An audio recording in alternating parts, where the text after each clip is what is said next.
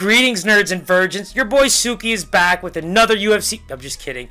Ladies and gentlemen, your boy Suki's back with another UFC breakdown for 267. All the preamble, all the fun stuff, all the weigh-ins are done. We've got up-to-date information. I couldn't help but, do a sign-on like Colby Covington. And, this is a really fun fight to follow up what was UFC 266. And we always talked about how, some of the guys who might not be so hardcore as some of us, those fights leading into 266 might have created more anticipation than ever. But those fight cards were actually very surprising for a lot of people, I think, and we enjoyed them overall. But UFC 266, the amount of Russian talent on there, and guys, my most anticipated fight probably of a very long time that I can't even remember. Glover Teixeira winning the belt. My brain, my heart, my bones, everything told me he was going to do it, and that's exactly what he did. It almost seemed like Gian was like, fuck it. If you're the guy that's going to take my belt, here, have it for a bit. I'll see you soon. But overall, man, one of the most inspirational stories you'll ever hear in the history of MMA, and quite frankly, why do we love sports? Sports are all about the emotion, the storyline, just all of that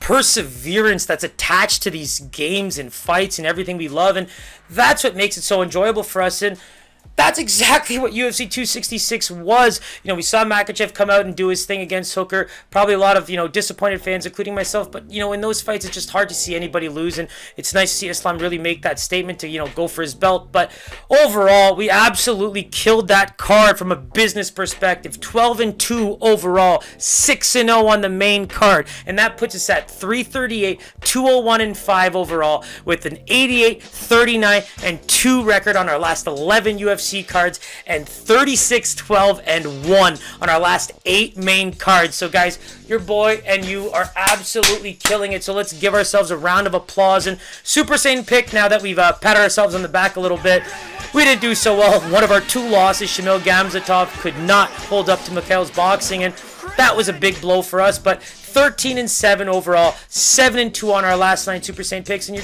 your boy is just trying to do his best to find profitable lines around that -225 or under for us to try and make some money together. But this looks like a card we might be able to find somebody. So let me take a sip of that Kimbo, get that MMA juices flowing. I really think that your boy's going to try his best to do this in 15 minutes. Failed pretty miserably in the past. If you want to leave some comments or maybe some punishments that your boy can do for missing it so poorly. But we will try here. 14 fights overall. We've absolutely been killing it. We got the Jimmy Butler jersey on right now because my man's just been killing it in the NBA. Still got the hat on, but 2 NBA teams at the same time, something your boy doesn't really mess with. But outside of that, I really think that this is going to be a fun card. And I mean, without further ado, let's just kick it off, right? We've got 50 minutes to try and do the 14 fights and go. Ode Osbourne and CJ Vergara catchweight bout because CJ did miss weight, and we saw him on the Contender Series. He attacks the body well. He's got good combos, but that ability to push forward or lack thereof is really going to be something that you want to see against Ode, because Ode is that counter striker who's going to use some time to feel things out, and if you're just pushing forward recklessly, he's going to be able to capitalize. In the tune-up fight against Jerome Rivera, you saw him do just that. But the Manel Cap fight is what we want to talk about here, right? He wasn't able to deal with the footwork very well,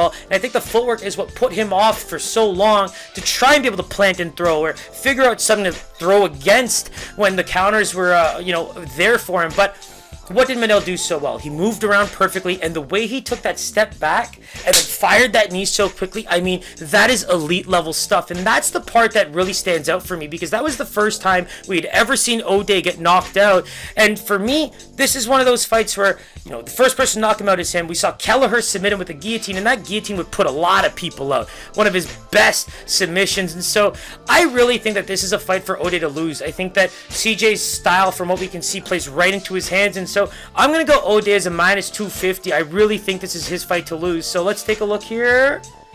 Ode -175, 165 opener, as high as a -200 to -205 favorite as we speak. Potential Super Saiyan pick there in my opinion, but we'll see what's left on the card. Vergara is a +135, now sitting around a +160 as a dog there. Melsik, Baghdasaryan, and Bruno Souza. Souza also missed weight, and now this becomes a catchweight belt. But Bruno won the LFA title with a really good performance, and I think that what you can see from him is that a lot of his striking ability carries over into the later parts of the fight, and the guy looks exactly like Machida, right? In the way he fights, that karate stance, the counter style, and that's one thing about this fight that makes it so intriguing, right? Because Melsik Baghdasaryan is what I would call a power kickboxer. He throws everything with intent from start to finish. What's the negative things of that? Cardio. You don't know if he's going to be able to hold up towards the end. And that's what makes, Souza such an interesting pick here, because he exactly could do that. He could last, and then he can maybe do some damage for the second half of the second and the third round to make this a very close fight. Melsik has amazing combinations, and for me, it's just one high kick. Well, it's a left high kick, then a spinning back kick to the body, and my word, if anybody, I feel winded just talking about it, but that's craziness to me. Like, the way that he throws, if things land clean, I think it's party done. And so I'm going to go with Melsik as a minus 190. If the only issue here is the cardio, it's something that you can't really predict. So I think that Vegas is going to give him the bump. So let's take a look here. Bang, bang, boom. So opener minus 185, within 5 points of that line. Bruno Souza plus 160. And you look at the line now, minus 400 at most places, with Souza looking at a plus 330 at some places. For me, that's a dog or pass at this point, with a potential under there. But let's get right into one of my guys, Dustin Jacoby. I don't think I've backed a fighter more during this pandemic as a, quickly rising star, if you will. I love the technical kickboxing he brings to the table. He's also lost Alex Pereira, a guy we'll be talking about later. But John Allan, that Wanderlei-obsessed Brazilian fighter who came up through shootbox, you can see it in his style. I'm hoping that the cardio lasts for him, simply to make this a very competitive fight. But you saw the Roman Dolidze fight. That was kind of a sloppy outing. And for me, I think that Dustin Jacoby in this fight very much can have his way on the feet. John Allan should definitely surprise, try to take it to the ground. I think that that's an opportunity for him to see how good Dustin Jacoby can be on the ground. We saw him lose on the Dana White Contender Series in 2018, but that Gian, Villante, and Mike Rodriguez fight allowed him to come in on short notice, but ended up failing for a drug test. So for me, a lot of things going into this fight against a guy like Jacoby that just doesn't add up. So I'm going with Dustin Jacoby as a minus 260. I think that this is very much a play in terms of a betting perspective. So let's minus 271 opener. So really close to that. Minus 400 basically across the board here. Allan is now as high as a plus 315 dog. Pretty easy to see where that one's going. And let's finish off the early prelims with Gian Villante and Chris Barnett. So where do I start here? Pretty sure this is a Villante, retirement fight, if you will. And he just hasn't been looking that good at heavyweight. Definitely on his way out. The Collier fight was one, but the Maurice Green is a fight that I talk about is just, I don't put fighters down ever, but that was just, for a USC fighter to lose in that way, it was just something that I'd never seen before. And it makes you question the skill level of the UFC, which I think is more of a harp on the UFC than anything. So this is going to be a tale of maybe one guy is fighting for a contract here, if he even wants it. But Chris Barnett got his chance when Big Ben Rothwell needed an opponent. Ben was able to finish him pretty cleanly in the second. Cardio for both guys looks like an issue, but it looks like Barnett cares more about his future as a UFC fighter and has been putting in the time to improve his cardio. And the big thing about him is he's one of those bigger guys at the heavyweight division, but is still a very quick athlete. So for a heavyweight, he actually moves very well, which makes this a very interesting fight to consider him as a potential pick, because Gian Villante just is fairly one-dimensional and looks the same every time he fights, and towards the end of the fight, he just gets more and more tired. So I'm going to say a pick 'em just because I don't even know where to go with this thing. So let's take a look at the minus 140 for Barnett opener. Gian Villante, now the favorite at minus 130. You can get Chris Barnett about a plus 112 at some places, plus 115, but pick him close enough to me in the MMA terms, and for rightfully so. For me, I might actually consider Barnett there as a dog. Now a welterweight bout between Ian Garry and Jordan Williams. Now, Jordan Williams will always be remembered for me because it was one of the most perfect breakdowns of a fight I've ever given. In Mavov and him, that was really just a crash test dummy meets perfect technical striker, Cyril Gane. We'll talk about it a little later, but Williams is very much on the hot seat here, I think. But Ian Garry, Cage Warriors champion, coming in with a lot of hype from the UK. And what I loved about him is that kickboxing, the 1-2s and the high kick. And the most important thing going into this fight is, as much as Jordan's going to keep pushing forward, trying to use his boxing to get a big knockout the way he did on the Dana White Contender Series, I feel like he's chasing that feeling far too much. But this is a fight where his back is against the wall, and hopefully he goes with, he goes into it with a bit more smarts there. But I can see Garry having a huge advantage as the fight goes on, but also from a technical perspective. The thing that I loved about watching some of his highlights were the moment he gets hit, he doesn't push forward and try to get reckless. He takes a step back like a classical boxer to kind of repoise himself to get his mojo going again, to get back in there, and he really does. He gets right back in there, tries to throw his combos, like I said, bunch of 1-2s, and I think this is going to be a fight where he pulls off a big win to start his UFC career. So I'm going minus 180 for Garry. I just think that Jordan Williams might get a little bit of a bump for people that might not know Garry and have seen Jordan Williams fight. So let's take a look. What's the point? Minus 375 for Garry. Now pretty much a minus 400 everywhere. And you can get Jordan Williams as high as a plus 310. So obvious where we're going to go with that pick. It's pretty simple stuff there. And that takes us right into Edmund and Nasruddin Imavov. So Edmund Shahbazyan is what I'm talking about there. We went against him in his last two fights, right? Blonde Brunson. We've been making money off Blonde Brunson, and he's been killing the game. So congrats to him. I don't know why people keep doubting this man, but they do. And it sucks. But I'll keep taking the money if people want to keep doubting him. So what did I not like about that? I keep saying I think Edmund has been rushed in his UFC career. Now he's taking on some elite fighters. Jack, we knew he was going to be able to take him down at some point and start to really wear on him. Imavov, such a technical striker, right? So even if you want to chalk these guys up to being equal in that sense, the thing about Imavov is the versatility, how good he looks even when he loses. The Phil Hawes fight was a majority decision loss, but he outstruck Phil Hawes in a big way, and it was the wrestling from Phil that got him that W. But he made up for that in a big way in his real coming out party against Ian Heinick, which has now got him onto UFC 267 in New York. So for me, there's a few things here that really stand out that kind of scare me, right? It's kind of like that 35% defense on Jordan Williams' side that makes you really question if a fighter should be in the UFC. But Imavov has a really good striking defense with 58%, but it's the 4.3 to 2.23 striking differential that just makes you realize how good he is. Cyril Gane at this weight class, like that's how good of a technical striker he can be.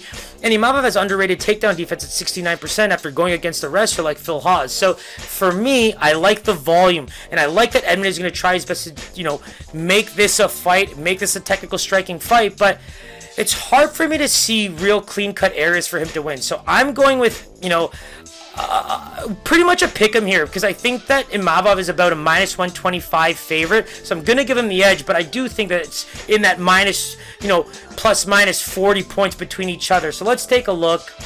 Wow, that's the definition of pick'em, right? So Imavov opened with a plus 110, with Shahbazyan coming as minus 130, and they pretty much smack that met in the middle now. It's minus 120, minus 110 type line. I mean, I'm going Imavov with my pick. I'll lay that out here right now. I just think that he's able to take damage, but also be very technical for 3 rounds, and his volume tends to go up, whereas Shahbazyan actually does have cardio issues as well. Phil Hawes and Chris Curtis. Now, we know with this one, Phil Hawes actually could have taken this fight, but denied it, and now we're getting one that we can, see for what is the first time, technically.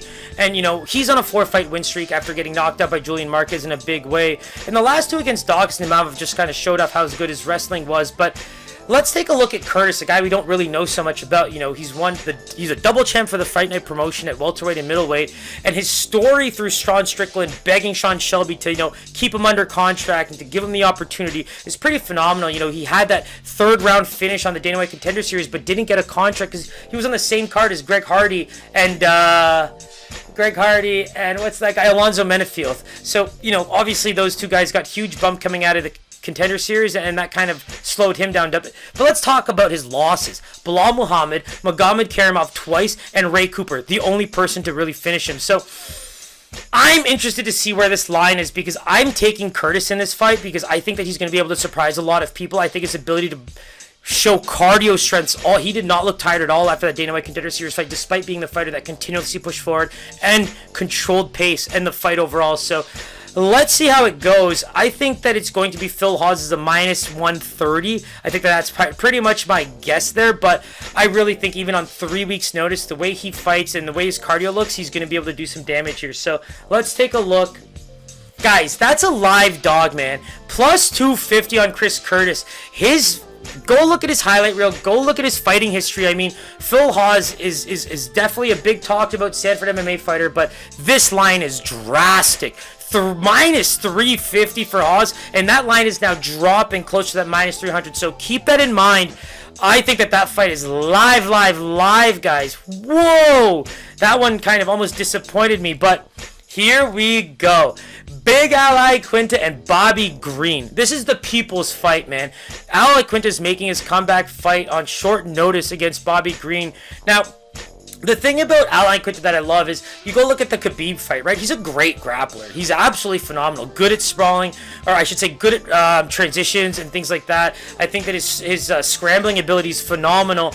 But that's what Bobby Green looks really good in too, right? He likes to control pace. And the big thing for me in this fight, if you're a big Al Iaquinta fan, the one thing you're praying for is that he just doesn't stand there with his hands down thinking that taking the punches, isn't really doing much, because it looks worse than he probably thinks. In that Khabib fight, he was just taking, he made Khabib look like an absolutely phenomenal boxer, especially with the way the jab was landing, and the damage he takes is substantial there. So I'm hoping that he can incorporate more of that scrambling style, make it a dogfight, because if he just stands and strikes and gives Bobby Green that entire time to just keep finding his rhythm, we saw in the Fiziev fight that Bobby's starting to look like a very, very, very good fighter, and the Al Iaquinta output is something to always be concerned about. 38 for 117 against Hooker is pretty crazy, right? And he only landed 43 strikes in the 5-round fight against Khabib. So, you talk about the 40% versus 51% striking accuracy, massive differences there. So I really like Green's,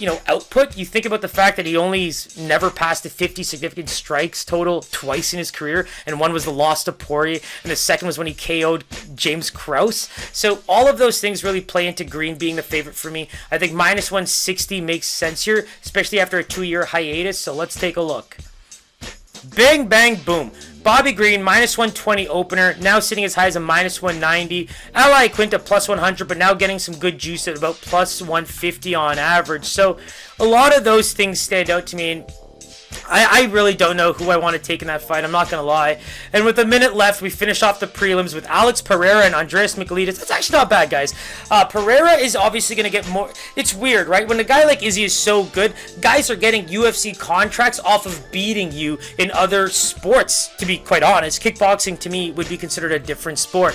So let's take a look at the fact that Alex Pereira, he's going to have Glover in his corner. He's a great kickboxer with great power in his hands. And what's going to be tested is the groundwork, right? I think Andreas Michailidis, he's always going to be remembered for the guy that got knocked out by Modestas Bukauskas by falling out of the cage. So for me, those are really fun fights. And then you have the KB Bular fight where, let's be real, KB Bular, I'm going to just look at this note quickly, but 53 of his 70 total strikes were leg kicks.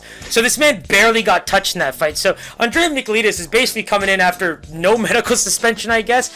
But I think what's going to be the problem here is the speed of the striking. I think the footwork, the technical side of Pereira's kickboxing, I think is going to just blow Andreas out of the water. I don't think he's going to be able to stand with that. That's my personal opinion there.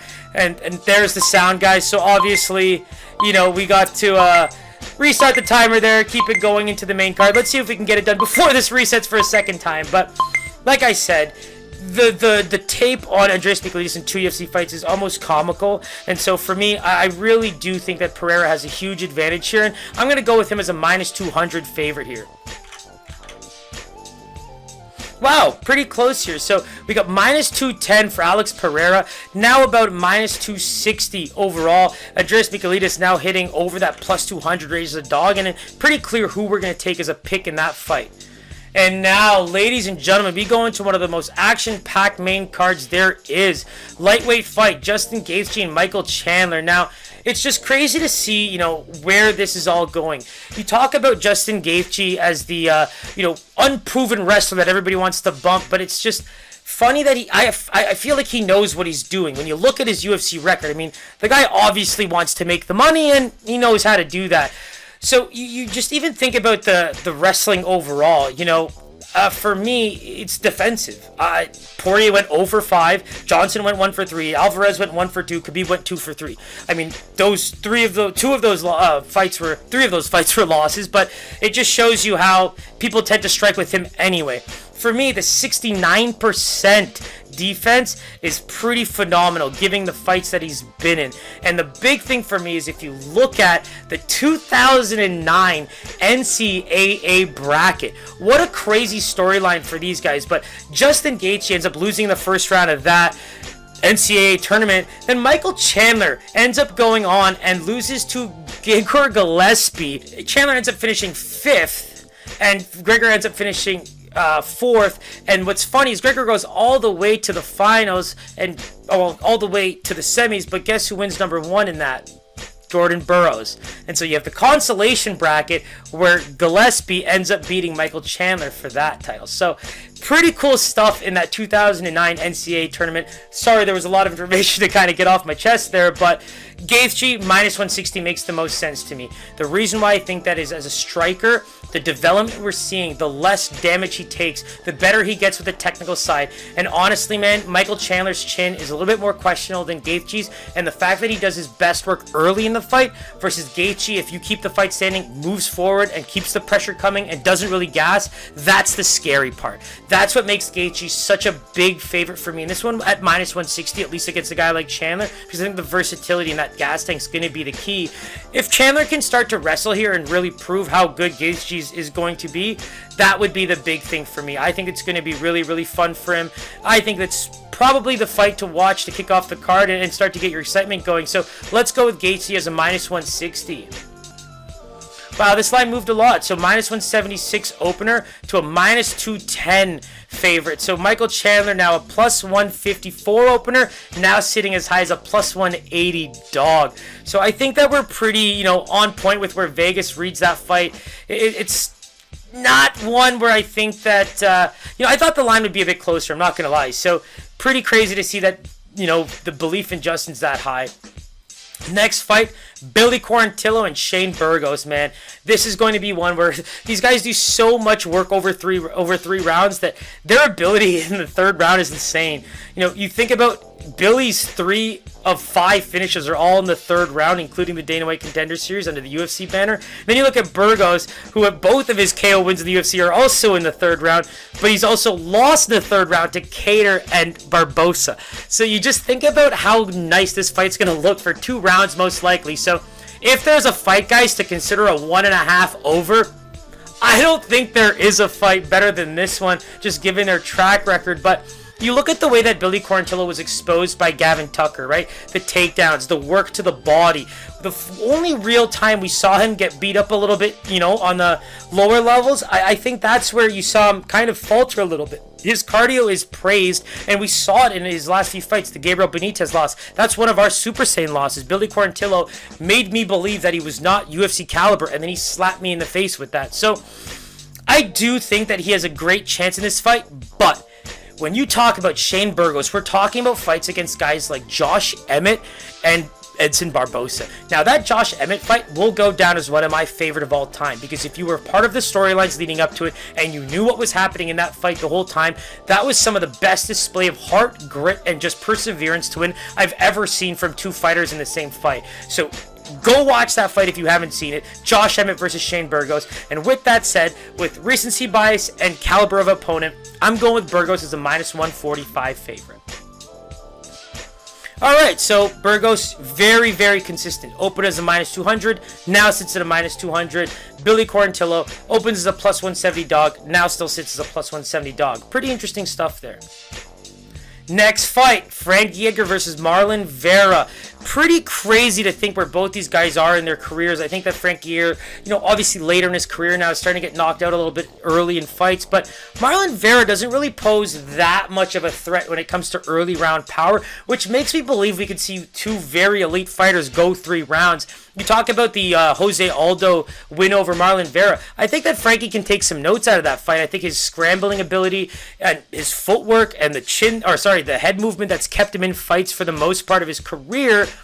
If we see some of that Yair Rodriguez, Chad Mendes style Frankie Edgar, I'm sure a lot of us would be very excited. But the Muay Thai, the kickboxing style of Marlon Vera is what makes this really interesting, right? Is he going to fight at a distance? Is he going to land those big elbows? Because I think Frankie has to keep his distance, use the changing of levels to his advantage, because he should be a good wrestler here. And we saw how good Aldo was able to expose him there. And so For me, I'm still going to go with Marlon Vera as a minus 190 favorite. I just think that Corey Sandhagen knockout of Frankie Edgar is going to hang a lot in people's heads, but you look at their careers and you look what Frankie's accomplished. I don't think this is a position he's never been in, so we could be very surprised with the outcome. But like I said, Marlon Vera minus 190 makes the most sense here. And all right, too much bump from me. Minus 150 for Vera opener, and now he's only sitting as high as a minus 163. So maybe I'm giving Marlon Vera too much bump on the Vegas side. They really believe that Frankie still has a chance despite what happened against Corey, and that's probably going to be one of the most fun fights on the card. I mean, with that said, let's get into 3 championship fights with Rose Namajunas and Zhang Weili. Now, the big thing for me is when you look at Zhang's rise, styles make fights. You want the pushing forward style, the constant volume striking. They both ate that up so well in the 2 times they fought each other. And Rose Namajunas is twinkle toes extraordinaire. She is no longer, or is she really ever, the type to just go in and start banging. I don't think that's the case. I think that her ability to read her opponent, to know when to strike, to try and keep her distance, we've seen her do very, very well, and that's a growing skill for her. That's the biggest thing. You talk about the Rose loss to Andrade with the slam. She wasn't even losing that fight. She had an incredible first round where she ended up defending 2 of the 3 takedowns. You have to go all the way back to Karolina Kowalkiewicz in 2016 when she lost via split decision. You look at Rose's record, the debut strawweight championship fight against Carla Esparza, one of my goats of the women's MMA, but that might be one of the best 15-fight record you ever see in your life. It's so amazing the level of fighter she has fought from start to finish, and you could almost make the argument that's what's made her so good. You actually have to go back to Tecia Torres in 2013. That's her first career loss, and she avenged that in the UFC anyway. There's something about her that, I think people can underrate, and I did in the last fight, which I'll never do again, because, I've always had that thing about Rose where I just really feel like she's a cut above the rest, and she's starting to really show it, right? That's my biggest thing. You look at Weili's nicest finish was against Andrade, and that was one of the biggest sprawl brawl types of fighters where she's just trying to use her wrestling and her pushing forward style to finish fights, and Weili ate that up too. So I just think that Zhang looks great against a certain type of fighter, but Rose is not that type of fighter. And so I'm going Rose a minus 150. I just think that I'll never have a shred of doubt in her again. Even if she loses, I still have to side with her. And wow, some places are still putting Rose up as a dog. So minus 125 opener for Rose, plus 100 for Zhang. So pretty much a pick 'em. And Rose is just hovering in that plus 100 to plus 105 range. Good God. And Zhang Weili now minus 125, working out with that Fight Ready camp. So one of my favorite gyms on the planet, and maybe working with the right people is finally going to get her to that next level. That's a great coaching staff that's going to be able to help her learn a lot more of that patience, even maybe use the wrestling to her advantage, where we've seen Rose struggle a little bit. I said 3 title fights. Now we've got Kamaru Usman and Colby Covington, and there's something very specific that I want to talk about this fight. One, there was something that scared me going into this fight that I couldn't put my finger on, but the more I do the research, the more I realize. Look at the trajectory of the UFC in 2021. Kamaru Usman has a big part to do with that.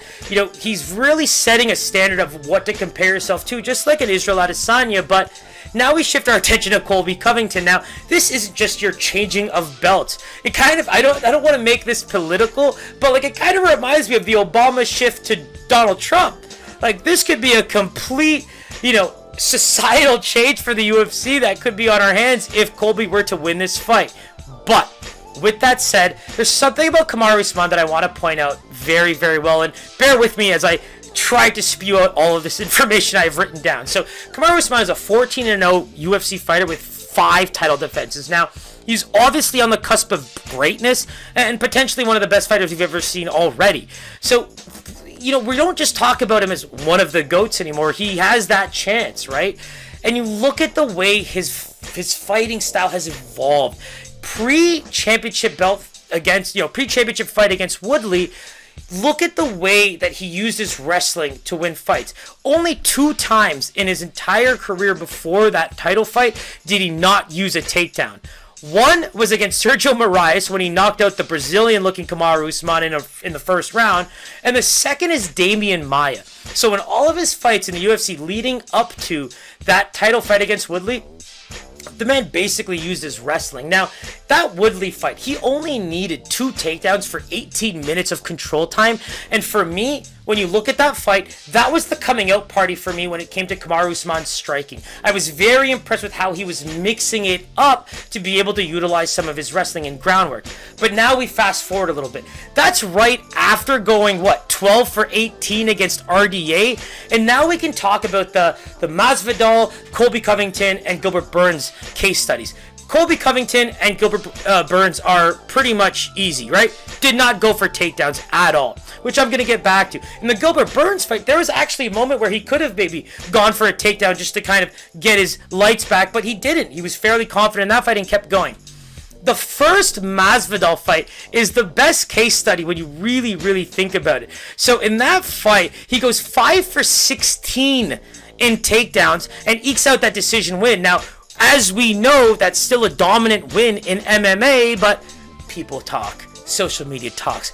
Masvidal talks. And so Masvidal gets his wish and gets the second fight. Now, what did we learn in that fight? Kamaru Usman did not try to take him down 16 times. In fact, I think he got 2 in that fight, in the second fight, and look at the way he finished the fight. So let's go back to Colby Covington 1. That is still around the time where Kamaru Usman is arguably developing as a striker in our eyes. The second Masvidal fight is where he just sold us. This guy is looking elite, both as an MMA striker and always as an MMA wrestler. But now, Covington threw almost 400 strikes in that fight. And to be quite honest, he missed about 64% of those strikes. Kamaru Usman did not shoot once in that fight. Bruh, think about it like this. Kamaru Usman went into that fight. He's a smart guy. Any game plans, and you know he researches fighters. You can say that he didn't want to test Colby's wrestling. I'm going to say I don't think he was threatened by the striking one bit. The first Masvidal fight was an example of maybe where his game plan revolved around being slightly threatened by a good striker. The second fight proved that, B, I got this. And that's exactly what he did. So when you look at the Gilbert Burns fight and you look at the Covington fight, those are 2 clean-cut examples where Kamaru Usman has gone in what pretty much looks like his game plan to outstrike his opponent. So if you're telling me that he's that confident both as a striker and a wrestler in the second time they're fighting, when Colby Covington missed 64% of his strikes in the first fight, I'm sorry, but Kamaru Usman is also getting better, as Colby does too. So I'm going with Kamaru Usman as a -170 favorite, and frankly, I think he's going to win that fight pretty easily. Oh, wow. Kamaru Usman, obviously the timer went off for 30 minutes, but -250 opener, -300 live. Colby +200 with a +250 line. So now I'm not so sure I want to bet on this. I wish I maybe caught a parlay line of -250. I do think Kamaru Usman's going to win that fight, so count that pick in with a few others. Don't forget, Instagram and Twitter for the final picks. Leave some comments below. We're going to be getting these out a lot sooner moving forward, so I'm excited for that. But for this week, right after the weigh-ins, with all the information provided, we got all the information in the world to make this shit happen. So let's keep this streak going. Once again, round of applause for the success we've been having, and let's keep it rolling, baby. Peace.